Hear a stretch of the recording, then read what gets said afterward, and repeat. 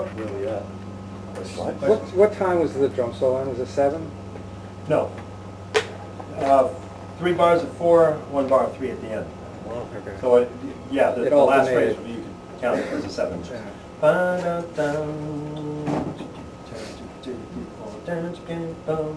I count You guys 12 from nailed that. it. Huh? Yeah, Alan, like, what were you counting for that? Were you? I count 12 from the... I don't know. That's 12 and I play the the thing, chords. like when we transcribe our own stuff, when we write our own charts. Right. We all maybe think of it in a little different place, but the harmonies are, in the same place, but It all ends yeah, up I mean, on we the might same have grid. different, meters. Yeah. It's like a Whatever, different you way know, writing phrase. out the same thing. Usually for me, the beginning of a phrase sometimes will be on the downbeat of a chord. So for me on that tune, it's like when it goes to the second chord, that becomes 1. Right. And I just count 12 from that. But it's the same. I mean, Yeah. it all works out. It's only 1. Well, I guess.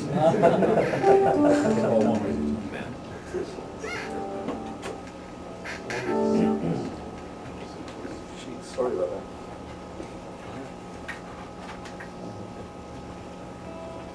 I want to ask one more. How you come up with tunes? Do you just get inspired, or do you sit down and say, I want to write a tune today, or? Sometimes, but usually, it's usually like I have to feel. I kind of have to. Kind of got really lazy as I got older. I just I feel less and less like doing it. It's like a. Yeah, the way it always was I'd just wake up and I'd just go, okay, I'll play the guitar, and then I'd start coming up with a few ideas, and then I'd write them down, and then I'd have all these little ideas or just little sketches of things, and then I'll analyze them a little bit later, and then sometimes I go, oh yeah, this is kind of like the way the harmony moves on this, it might be okay with that, and then I just let the chords kind of go where I hear them want to go, and some of the time, a tune will come out of that. Then I analyze it afterwards, so I can figure out what all the scales are to go with it if I have for whatever section I have to solo over.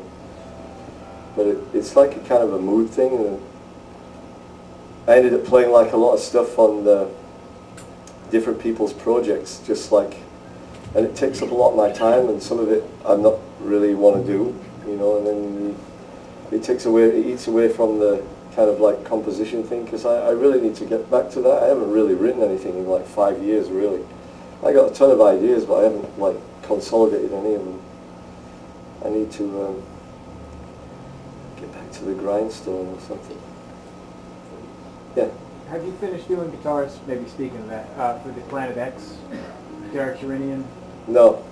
And is there any live shows with them? Or is No, I don't think. I think I'm kind of a little old to play in that band, I think. Metal? It's not that. I mean, it's great. It's just there's so many other really good players in that, in that style. I don't know. I used to feel more comfortable in that environment, 10, 15 years ago than I do now. It's just sometimes it's not always exactly what I want to do. It's not because it's not good. It's just I just want to do something different or something else. But you will be finishing Yeah. that? Oh, sure. Yeah. Yeah. Yeah, in your lesson video, you talked about having scales that don't resolve after 4 octaves or so. Oh, don't ask me about that now. That was a long time ago. What kind of chord progression would those fit over? Any of your songs? Well, no, they're just for building lines from. Really, I could never figure it out. They just it's almost like taking chunks of things and they end up being merged. It's like overlaying chords over chords, I haven't worked with that for a long time. It's pretty hard on the guitar, I think, to do those. Even 2 octaves gets really rough. Yeah. I've got sort of a 2-part question. When you were a teenager and just learning to play guitar for the first 2-3 years, did you make a conscious effort at that time to not want to sound like anyone? And, No. Was it just the fact that you were more into horn players and that just came naturally for you? I mean, did you avoid listening to guitar players, or you just weren't? Oh no, I ever listen to a lot of guitar. I listen to everything. I still do. I listen to as many people that play lots of different instruments, not just guitar players. But I mean, A lot of when you guitar were players. younger, how did that evolve is really my question. How did your It style... basically came from my father, you know, as a piano player, and he had a lot of records. And there were records that I would have never been in contact with at that. It wasn't, you know, it's not everybody whose father is a piano player has a huge collection of like music. You know, he loved classical music and jazz, so he had this huge collection. And I'd hear it all the time, and I loved it, you know, even from being really, you know, 4 or 5 years old. But I never really wanted to be a musician. I just loved to listen to it. It just did something to me to listen to it.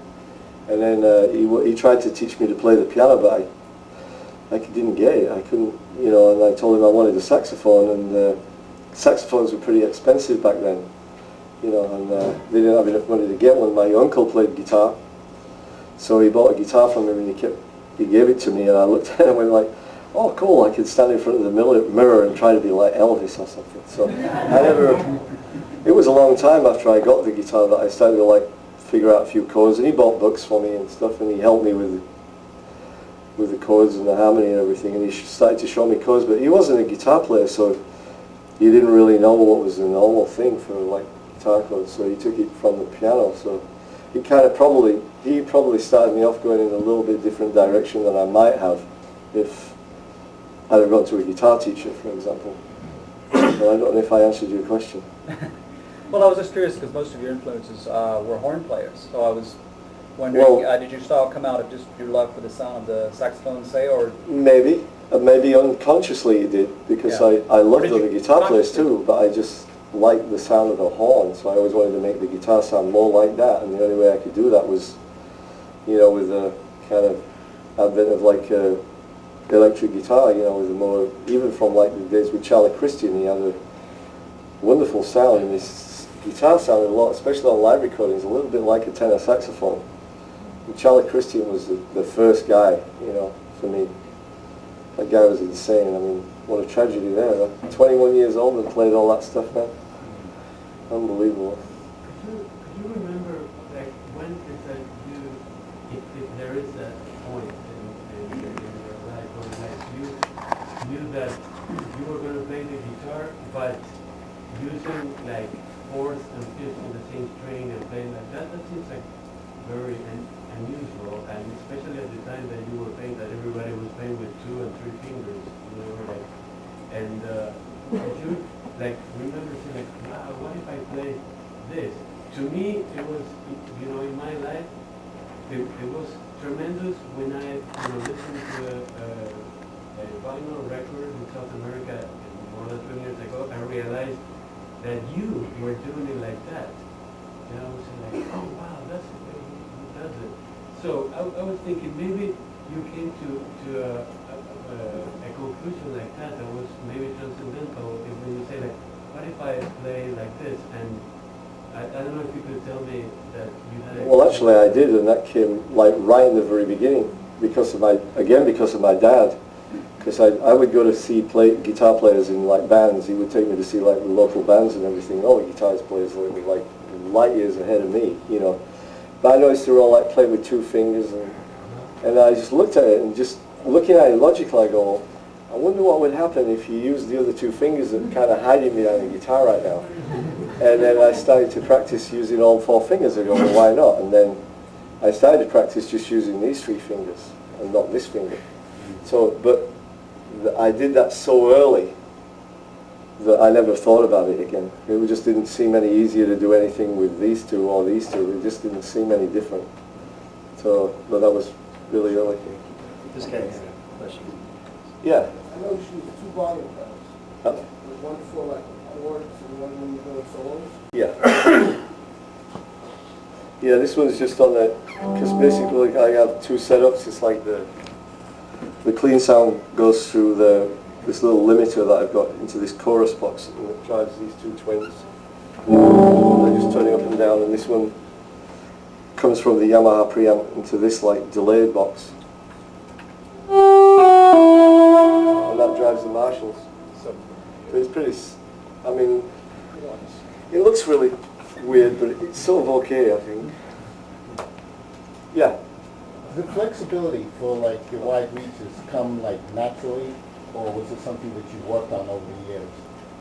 No, it's like really weird because most of this stuff, like again, came from my dad. You know, he would show me like a chord. He'd say, play these notes and put your hands there. And then I thought about it. It wasn't, I mean, I have a little bit more trouble with them now as I got older, you know, because my hands are stiffer than they used to be. Some chords that I used to be able to grab before are a little more difficult for me to grab them now. But, I mean, I started doing that again, like the same thing with the 4 fingers, like pretty early on. So it kind of made it a little bit easier later on as I got a little bit better.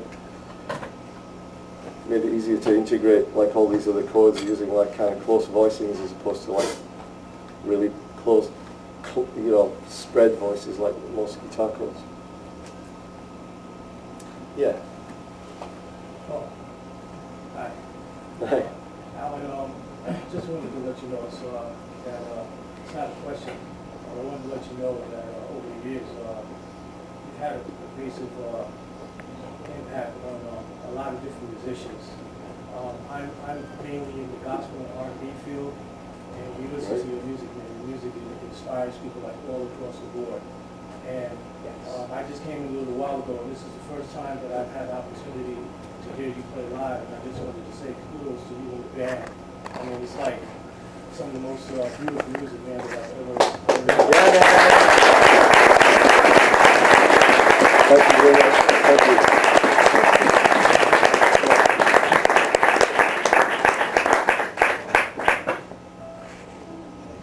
Yeah. Who are some of the musicians that you listen to today, or bands, and do you incorporate any of their elements into your music? Or do you try? Is there an interest to incorporate them? I'm always interested in it. You know, obviously, all the things I hear, and like with the people that I work with that play all this stuff, and you know, they have these records of lots of different musicians, and some of the musicians that I know, even back in England, that do stuff that's, you know, kind of different. No, it's all inspiring. I don't necessarily try to. I like to let it kind of go in, and it'll find its way out eventually, I guess. Any names of bands or musicians that you like or listen to today? Nobody that I don't think you would know. I think just about everybody from in all kinds of music. You know. From I don't know, like Debussy to Don Henley. I don't know how far. I like a lot of different kinds of music. And they all influence me one way or another, but it might not come out actually in my music, or at least not knowingly so. Are you ever going to bring the syntax back out one day, or is that too much trouble? There's too much trouble. Yeah, they're hard to fix, aren't they? Well, they don't make them anymore. They haven't made them for 15 years or more, so if it goes, it goes. You know, I'm just. You still got a couple, right? You still have a couple? Well, I have one that works and one that doesn't. One that works for 20 minutes. You're the only person that can play it. No, I mean they're really great. I'm sure a lot of people could play them if they got the chance. But it's just there's nobody knows how it works. You know, if you open it up, and I was always into electronics. I opened that thing. It was like, oh please. You got to close the hood, you know, you don't want to look at it. It's too complicated. I almost got hit by a car listening to Secrets, you know, just having it on my CD player, just walking through the streets of Manhattan, listening to Secrets and all this. I have to remember where I am. I'm on Earth. I've been doing no syntax. It's not good. Yeah, it's a drug.